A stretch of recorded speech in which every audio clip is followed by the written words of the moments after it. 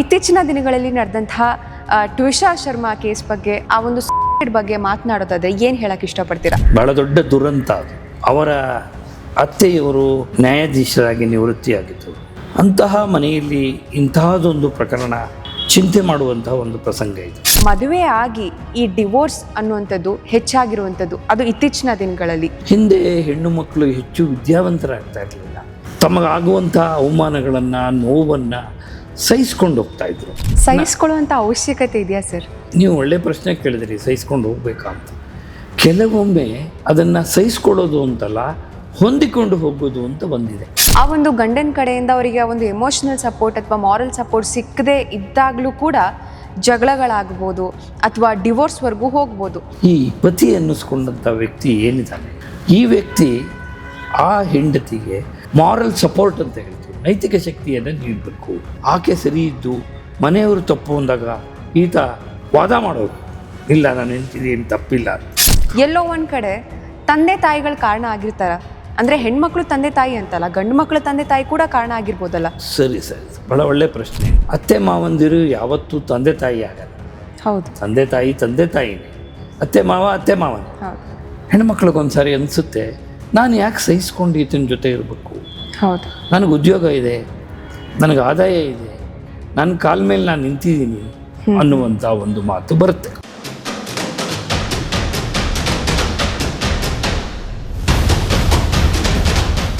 Beyond limits ಚಾನೆಲ್ಗೆ ಸ್ವಾಗತ. ನಾನು ರಮ್ಯಾ. ಇವತ್ತಿನ ಪಾಡ್ಕಾಸ್ಟ್ನಲ್ಲಿ ಖ್ಯಾತ ವಕೀಲರಾಗಿರುವಂತಹ ವಿ ಮಂಜುನಾಥ್ ರವರು ನಮ್ಮೊಟ್ಟಿಗಿದ್ದಾರೆ. ಹಾಗಿದ್ರೆ ಬನ್ನಿ ಅವ್ರನ್ನ ಕಾರ್ಯಕ್ರಮಕ್ಕೆ ಸ್ವಾಗತ ಮಾಡೋಣ. ಸರ್, ನಮ್ಮ ಪಾಡ್ಕಾಸ್ಟ್ಗೆ ಸ್ವಾಗತ. ಹೇಗಿದ್ದೀರಿ ಸರ್? ಫೈನ್. ಓಕೆ ಸರ್, ಕಳೆದ ಪಾಡ್ಕಾಸ್ಟ್ನಲ್ಲಿ ನೀವು ಕಾಕ್ರೋಚ್ ಪಾರ್ಟಿ ಬಗ್ಗೆ ಎಲ್ಲ ಮಾಹಿತಿನ ತಿಳಿಸ್ಕೊಟ್ರಿ. ಸೊ ಈ ಒಂದು ಎಪಿಸೋಡ್ನಲ್ಲಿ ಇತ್ತೀಚಿನ ದಿನಗಳಲ್ಲಿ ನಡೆದಂತಹ ಟ್ವಿಷಾ ಶರ್ಮಾ ಕೇಸ್ ಬಗ್ಗೆ ಮಾತನಾಡೋದಾದ್ರೆ, ಈಗ ಮದುವೆ ಆಗಿ ಈ ಡಿವೋರ್ಸ್ ಅನ್ನುವಂಥದ್ದು ಹೆಚ್ಚಾಗಿರುವಂಥದ್ದು ಅದು ಇತ್ತೀಚಿನ ದಿನಗಳಲ್ಲಿ. ಯಾಕಂತಂದರೆ ಮುಂಚೆ ಎಲ್ಲ ಅಷ್ಟು ಡಿವೋರ್ಸ್ ಕೇಸ್ಗಳಾಗ್ತಾ ಇರಲಿಲ್ಲ. ಅದರಲ್ಲೂ ನ್ಯಾಯಾಧೀಶರ ಮನೆಯಲ್ಲೇ ಈ ಥರ ಒಂದು ಆರೋಪ ಅಥವಾ ಈ ಒಂದು ಡಿವೋರ್ಸ್ಗೆ ಸಂಬಂಧಪಟ್ಟಂತೆ ಆ ಒಂದು ಸೂಸೈಡ್ ಬಗ್ಗೆ ಮಾತನಾಡೋದಾದ್ರೆ ಏನು ಹೇಳಕ್ಕೆ ಇಷ್ಟಪಡ್ತೀರಾ? ನೋಡಿ, ಟ್ವಿಷಾ ಶರ್ಮಾ ಅವರ ಪ್ರಕರಣ ಏನಿದೆ, ಓಕೆ, ಅದು ನಿಜಕ್ಕೂ ದುರದೃಷ್ಟಕರ, ಬಹಳ ದೊಡ್ಡ ದುರಂತ ಅದು. ಅಂತಹ ಒಂದು ದುರಂತ ಆಗಬಾರ್ದಾಗಿತ್ತು. ಯಾಕೆಂತಂದರೆ ಅವರ ಪತಿ ಒಬ್ಬ ವಕೀಲರು, ಕಾನೂನಿನ ಬಗ್ಗೆ ಅರಿವಿದ್ದಂಥವ್ರು. ಇನ್ನು ಅವರ ಅತ್ತೆಯವರು ನ್ಯಾಯಾಧೀಶರಾಗಿ ನಿವೃತ್ತಿಯಾಗಿದ್ದರು. ಅಂತಹ ಮನೆಯಲ್ಲಿ ಇಂತಹದೊಂದು ಪ್ರಕರಣ ನಡೆಯುತ್ತೆ ಅಂದಾಗ ಯಾರೇ ಆದರೂ ಚಿಂತೆ ಮಾಡುವಂತಹ ಒಂದು ಪ್ರಸಂಗ ಇದು. ಏನಪ್ಪ ಇದು, ಅಂತಹ ಮನೆಗಳಲ್ಲೂ ಇದೆಲ್ಲ ನಡೆಯುತ್ತಾ? ವರದಕ್ಷಿಣೆ ಹಿಂಸೆ ಇರೋದಕ್ಕೆ ಸಾಧ್ಯನಾ? ಅವ್ರಿಗೇನು ಕೊರತೆ ಇರುತ್ತೆ? ಯಾಕೆ ವರದಕ್ಷಿಣೆ ಕೇಳ್ತಾರೆ ಅಥವಾ ಯಾಕೆ ವರದಕ್ಷಿಣೆ ಕೊಡ್ತಾರೆ? ವರದಕ್ಷಿಣೆ ಕೊಟ್ಟು ಮದುವೆ ಮಾಡುವಂಥ ಏನು ಸಂದರ್ಭ ಇರುತ್ತೆ? ಅನೇಕ ಪ್ರಶ್ನೆಗಳು ಉದ್ಭವ ಆಗುತ್ತೆ. ಆದರೆ ಒಟ್ಟಾರೆ ಒಮ್ಮೆ ನೋಡಿದಾಗ ಈ ಪ್ರಕರಣದಲ್ಲಿ ಯಾರ ಪಾತ್ರ ಇದೆ ಏನು ಅನ್ನುವಂಥದ್ದು ನಾವು ಈಗ ವಿಶ್ಲೇಷಣೆ ಮಾಡುವಂಥದ್ದು ಕಷ್ಟ. ಯಾಕೆಂದರೆ ಈಗಾಗಲೇ ಮಾನ್ಯ ಸರ್ವೋಚ್ಚ ನ್ಯಾಯಾಲಯ ಮೀಡಿಯಾ ಟ್ರಯಲ್ ಮಾಡಬಾರ್ದು ಅಂತ ಹೇಳಿ ಮಾಧ್ಯಮಗಳ ಬಗ್ಗೆ ನೀವೇ ಎಲ್ಲ ಕೇಸ್ಗಳನ್ನು ಟ್ರಯಲ್ ಮಾಡಿ, ಎವಿಡೆನ್ಸ್ ಮಾಡಿ, ನೀವೇ ಆರ್ಗ್ಯುಮೆಂಟ್ಸ್ ಮಾಡಿ, ನೀವೇ ತೀರ್ಪು ಕೊಟ್ಬಿಟ್ರೆ ಕೋರ್ಟಿನವ್ರಿಗೇನು ಕೆಲಸ ಇರುತ್ತೆ? ಅದನ್ನು ಸಮಾಜವನ್ನು ತಪ್ಪುದಾರಿಗಿಳಿಸುವಂತಾಗುತ್ತೆ ಅನ್ನುವಂಥ ಮಾತನ್ನು ಹೇಳಿರೋದ್ರಿಂದ ನಾವು ಅದನ್ನು ಗಮನದಲ್ಲಿಟ್ಕೋಬೇಕು. ಈಗ ನಾವು ನಮ್ಮದೇ ಅಭಿಪ್ರಾಯಗಳನ್ನು ಹೇಳಕ್ಕೆ ಹೋಗಬಾರ್ದು. ಆದರೆ ಯಾಕೆ ನಾನು ಪ್ರಾರಂಭದಲ್ಲಿ ಇದನ್ನು ದುರದೃಷ್ಟಕರ ಅಂತ ಹೇಳಿದೆ ಅಂದರೆ, ಅವರು ಮೇಡಮ್ ಗಿರಿಬಾಲಾ ಸಿಂಗ್ ಅವರು ನ್ಯಾಯಾಧೀಶರಾಗಿ ಅನೇಕ ವರ್ಷಗಳ ಕಾಲ ಕೆಲಸ ಮಾಡಿದವರು, ಎಷ್ಟೋ ಸಾವಿರಾರು ತೀರ್ಪುಗಳನ್ನು ನೀಡಿರುವಂಥವ್ರು. ಇವತ್ತು ಅವರು ಹೋಗಿ ಆರೋಪಿ ಸ್ಥಾನದಲ್ಲಿ ನಿಂತ್ಕೊಂಡಿದ್ದಾರೆ ಎಂದಾಗ ನಿಜಕ್ಕೂ ಆಶ್ಚರ್ಯವೂ ಆಗುತ್ತೆ, ಭಯನೂ ಆಗುತ್ತೆ. ಸಮಾಜ ಯಾವ ದಿಕ್ಕಲ್ಲಿ ಹೋಗ್ತಾ ಇದೆ ಅಂತ. ಅಪರಾಧಿ ಯಾರು, ನಿರಪರಾಧಿ ಯಾರು ಅವರು ಅಪರಾಧ ಎಸಗಿದ್ದಾರೆ ಎನ್ನುವಂಥದ್ದು ಇನ್ನೂ ನ್ಯಾಯಾಲಯದಲ್ಲಿ ತೀರ್ಮಾನ ಆಗಬೇಕು. ಆದರೆ ಇಂತಹ ಒಂದು ಪರಿಸ್ಥಿತಿ ಯಾಕೆ ಉದ್ಭವ ಆಯಿತು, ಉದ್ಭವ ಆಗಬಾರ್ದಾಗಿತ್ತಲ್ಲ ಅನ್ನುವಂಥ ಪ್ರಶ್ನೆ ನಮ್ಮನ್ನು ಕಾಡುತ್ತೆ. ಹೌದು, ಆಗಬಾರ್ದಾಗಿತ್ತು, ಆಗ ಹೋಗಿದೆ. ಆದರೆ ಇವತ್ತು ಮೇಡಮ್ ಸಮಾಜದಲ್ಲಿ ಇಂತಹ ಪ್ರಸಂಗಗಳ ಸಂಖ್ಯೆ ತುಂಬ ಜಾಸ್ತಿ ಆಗ್ತಾ ಇದೆ. ಈ ವರದಕ್ಷಿಣೆಯ ಹಿಂಸೆ ಅನ್ನುವಂಥದ್ದು, ಕೌಟುಂಬಿಕ ಕಲಹ ಅನ್ನೋದು, ಇದೆಲ್ಲ ಮಿತಿ ಮೀರಿ ಹೋಗ್ತಾ ಇದೆ, ತುಂಬ ಜಾಸ್ತಿ ಆಗ್ತಾ ಇದೆ. ಎಷ್ಟರ ಮಟ್ಟಿಗೆ ಅಂದರೆ ಇವತ್ತಿನ ನ್ಯಾಯಾಲಯಗಳಲ್ಲಿ ಹೆಚ್ಚು ಪ್ರಕರಣಗಳು ದಾಖಲಾಗ್ತಾ ಇರುವಂಥದ್ದು ಈ ಕೌಟುಂಬಿಕ ಭಿನ್ನಾಭಿಪ್ರಾಯದ ಪ್ರಕರಣಗಳೇ ಹೆಚ್ಚು ದಾಖಲಾಗ್ತಾ ಇದೆ. ಅಂದರೆ ಈ ಪತಿ ಪತ್ನಿಯರ ನಡುವಿನ ಭಿನ್ನಾಭಿಪ್ರಾಯ ಇದೆಯಲ್ಲ, ಅದು ಗಗನವನ್ನು ಮುಟ್ಟುತ್ತಾ ಇದೆ. ತುಂಬ ಪ್ರಕರಣಗಳು ಇವತ್ತು ದಾಖಲಾಗುತ್ತೆ. ಹೌದು. ವರದಕ್ಷಿಣೆ ಹಿಂಸೆ ಇದೆಯಾ, ಈಗಲೂ ಇದೆಯಾ, ಹಿಂದೆ ಇದ್ದಿದ್ದು ನಿಜ. ಈ ವರದಕ್ಷಿಣೆಯಿಂದ ನೊಂದ ಮಹಿಳೆಯರಿಗೆ ರಕ್ಷಣೆ ಕೊಡುವಂಥ ಕಾನೂನು ಜಾರಿಗೆ ಬಂದಿದ್ದೇ ಅದಕ್ಕೋಸ್ಕರ. ಈಗೊಂದು 2 ದಶಕಗಳ ಹಿಂದೆ, ಒಂದು 20 ವರ್ಷಗಳ ಹಿಂದೆ ಇತ್ತು, ಇಲ್ಲ ಅಂತ. ವರದಕ್ಷಿಣೆಗೆ ಬಲಿಯಾದ ಎಷ್ಟೋ ಹೆಣ್ಣು ಮಕ್ಕಳಿದ್ದಾರೆ, ಇದ್ದರು ಆ ಕಾಲದಲ್ಲಿ, ಬಲಿಯಾಗಿದ್ದಾರೆ. ಅವರು ಆಗಿರ್ಬೋದು, ಹತ್ಯೆ ಮಾಡ್ಕೊಂಡಿರ್ಬೋದು, ಏನೇ ಇರ್ಬೋದು.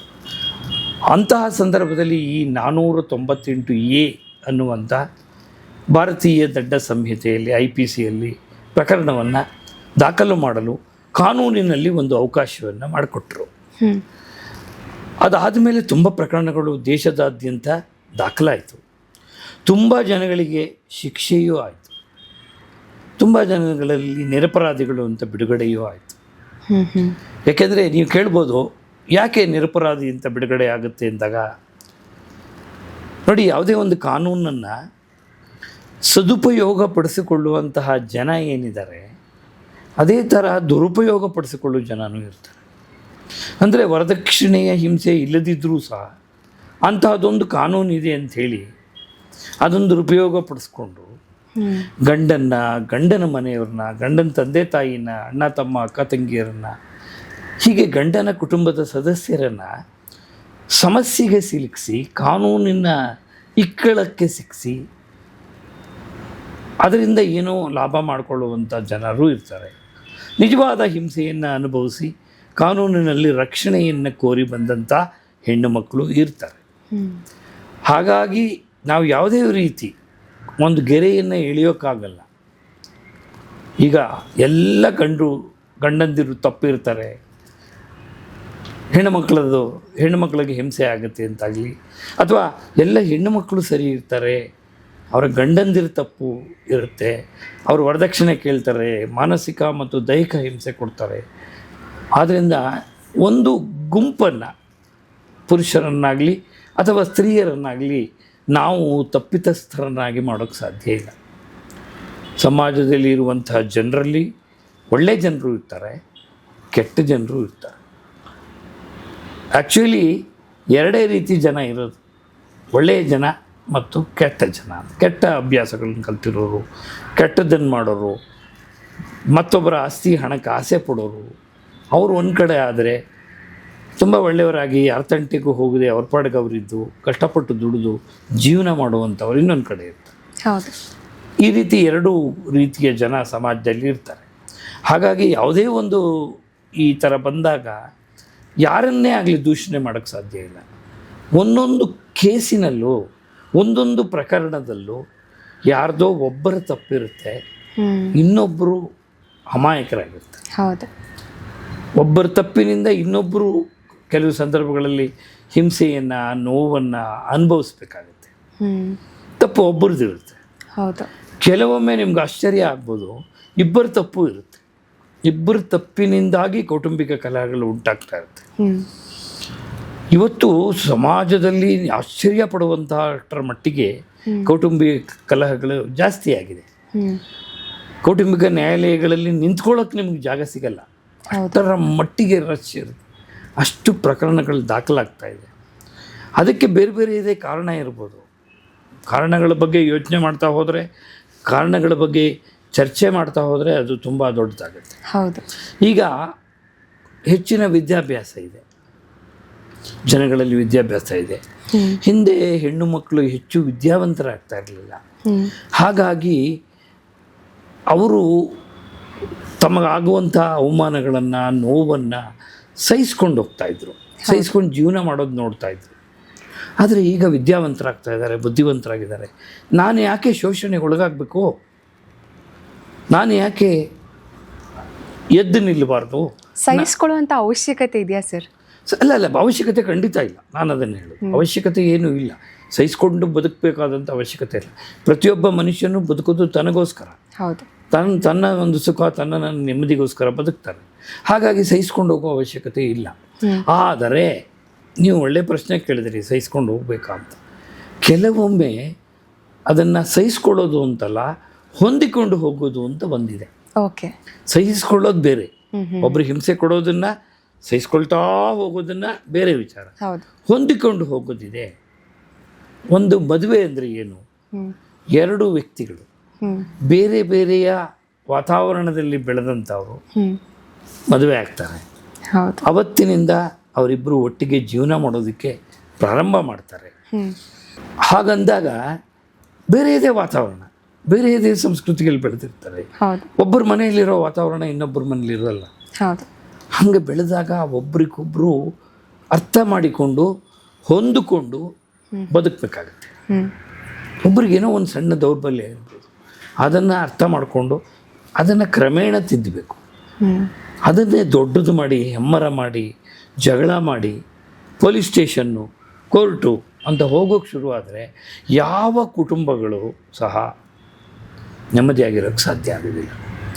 ಆದ್ದರಿಂದ ನಾನು ಹೇಳಿದ್ದು, ಎಲ್ಲವನ್ನೂ ಸಹಿಸ್ಕೋಬೇಕು ಅಂತಲ್ಲ, ಹೊಂದಿಕೊಂಡು ಹೋಗುವ ಗುಣ ಬೇಕು. ಆದರೆ ಇತ್ತೀಚಿನ ಯುವ ಸಮುದಾಯದಲ್ಲಿ ಅದರ ಕೊರತೆ ಕಾಣಿಸ್ತಾ ಇದೆ.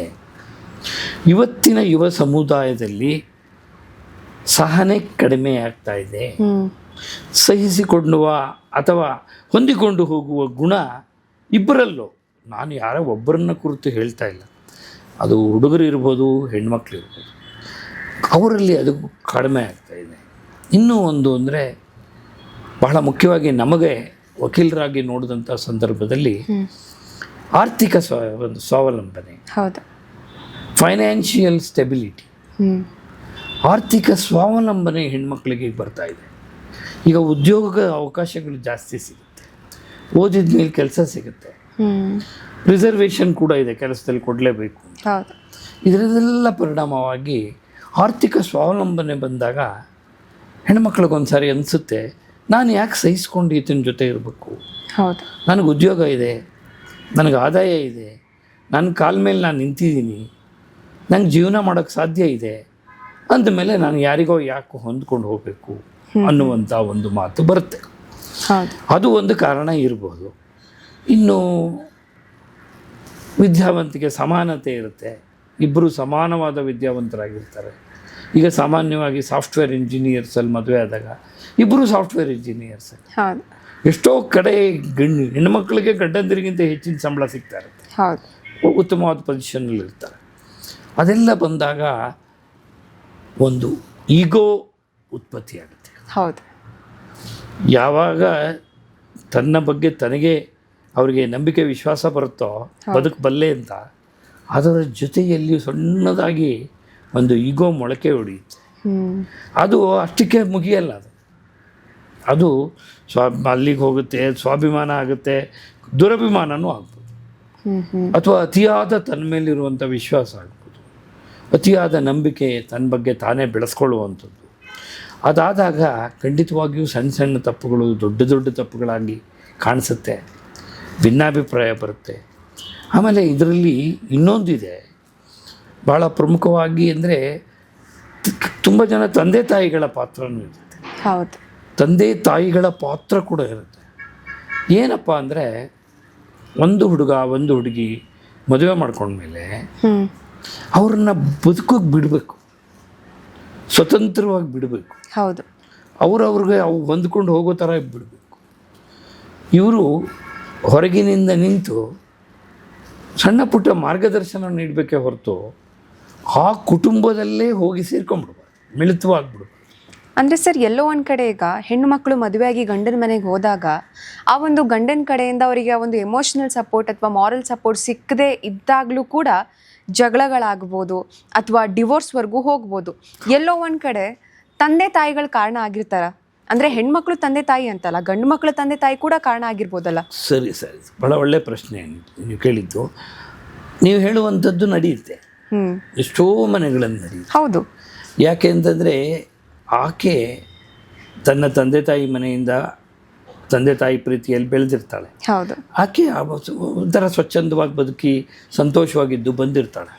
ಇಲ್ಲಿ ಗಂಡನ ಮನೆಗೆ ಅಂತ ಬಂದಾಗ ಆಕೆ ಅನೇಕ ಜನರ ಜೊತೆ ಹೊಂದ್ಕೋಬೇಕಾಗತ್ತೆ. ಹೌದು. ಆ ವಾತಾವರಣಕ್ಕೆ ಹೊಂದ್ಕೋಬೇಕಾಗುತ್ತೆ. ಮತ್ತು ಒಂದು ಜನರೇಷನ್ ಗ್ಯಾಪ್ ಇರುತ್ತೆ. ಹೌದು.